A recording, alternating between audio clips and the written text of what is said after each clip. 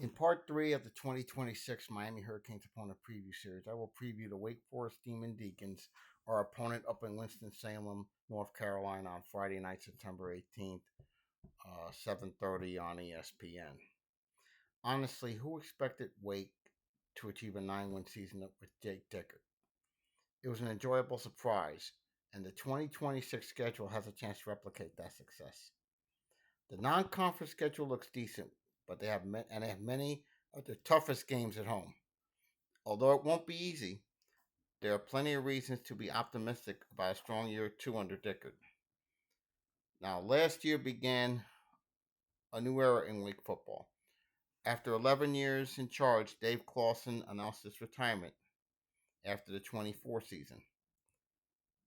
The Demon Deacons brought in Dickard, who had 3 seasons of head coaching experience at Washington State, and he had an immediate impact in Winston-Salem. He led Wake to a 9-4 record, setting a program record for the most wins by a first-year head coach, and he was the runner-up to Tony Elliott for ACC Coach of the Year.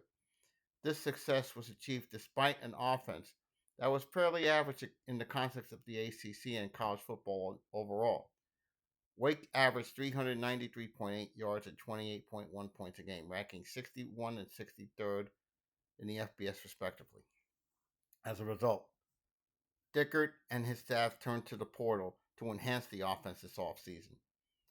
It included getting a new quarterback after Robbie Ashford graduated and Deshaun Purdy entered the portal. They didn't have to search far. They acquired Gio Lopez, who spent last season with Belichick at North Carolina. After a strong performance at South Alabama in 24, he had difficulties transitioning to the ACC, completing just 65.1% of his passes for 1,747 yards and 10 touchdowns and 5 interceptions. The dual quarterback also rushed for 133 yards and 3 touchdowns after a successful 24 season, where he ran for 463 yards and 7 touchdowns. Now, he experienced a few injuries during the season. It may be a gamble to start Lopez to some, but a fresh start and a year in the conference will be beneficial to him. Carlos Hernandez, Wake's leading wide receiver last year, with 40 receptions and 611 yards and 3 touchdowns, is now moved over to running back. Now, other than that, Lopez has a fresh group of pass receivers.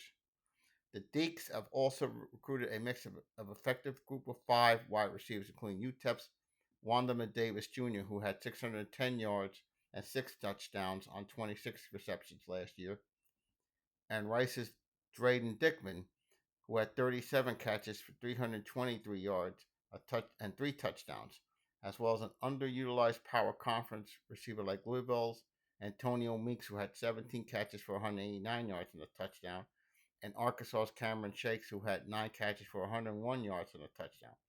Now, on paper, okay, you look maybe middle of the conference when it comes to ranking the wide receivers. Now, Wake needs to improve their passing game because their running game is expected to take a slight hit with the loss of Demon Claiborne, who graduated. Ty Clark rushed for 323 yards and 3 touchdowns, and he also caught 17 passes for 209 yards and a touchdown.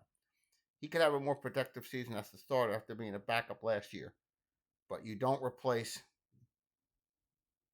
the caliber of Claiborne that easily. Although Florida transferred KD Daniels, who had 28 receptions for 120 yards and a touchdown, could get a fair amount of time as the backup to Ty Clark. Their offensive line might face challenges as well. Wake was ranked 21st in sacks allowed per game with 1.31 and 22nd in tackles for loss allowed 4.23. But they are losing their top 4 linemen. Clinton Richard at guard and tackle George Steed is returning, while the Deacons are adding tackle Ethan Callaway from LSU, center John O'Negan from Bucknell, Oregon State guard Ryan Berger, and New Hampshire tackle Tulu Olajade to complete the main rotation on this line. Now, Could they replicate success from last year?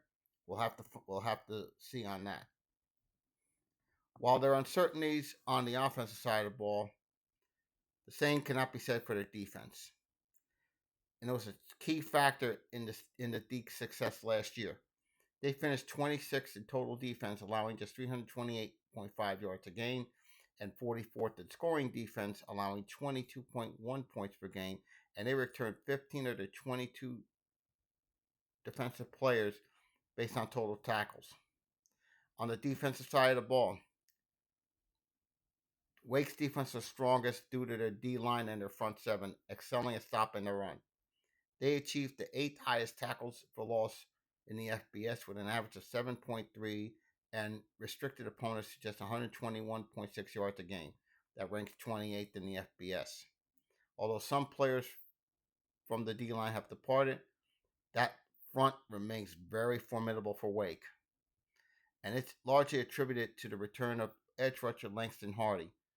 Last year, he recorded the ninth most tackles in the FBS with 17, along with a team-high 7 sacks and 67 tackles total. Gabe Kirchke, who made 37 tackles, including 9 for loss and 5 sacks, also returns at the other edge position. On the interior, they have Dallas Afalava and Zach Lokovian, who together combined contributed 56 tackles, 10 for loss, 3 sacks, and 2 forced fumbles. They're back as well. At linebacker, you have a couple of good players in Aiden Hall, who had the third most tackles on their team, with 73 and 8 for loss. You have Frank Casano with 45 tackles, 1.5 for loss. There'll be more of the starters at linebacker. Kyle Boam-Jock, who had 100 tackles and 2.5 for loss and 2 turnovers at 24 while at Colorado State. And UAB's Tylen McNichols, who had 39 tackles and 1.5 for loss, will be the key reserves. However, the depth and overall performance of the linebackers don't match their defensive front. Now, after last season, which they allowed 269.9 yards passing per game, that ranked 46. Their secondary is well positioned, featuring a solid mix of returning players and new transfers. Their cornerback position is mainly supported by 2 transfers. Brian Deuce Blades, who comes in from FIU. He had 26 tackles, 5 pass breakups, and 1 interception. Bernard Casey from Georgia State, with 19 tackles, 2 tackles for loss, 6 pass breakups, and 1 forced fumble. Additionally, you have returning players like Trayon West, who has 31 tackles and 2 pass breakups, and Samfari Stevenson with 18 tackles and 1 interception. They'll bring depth to that team.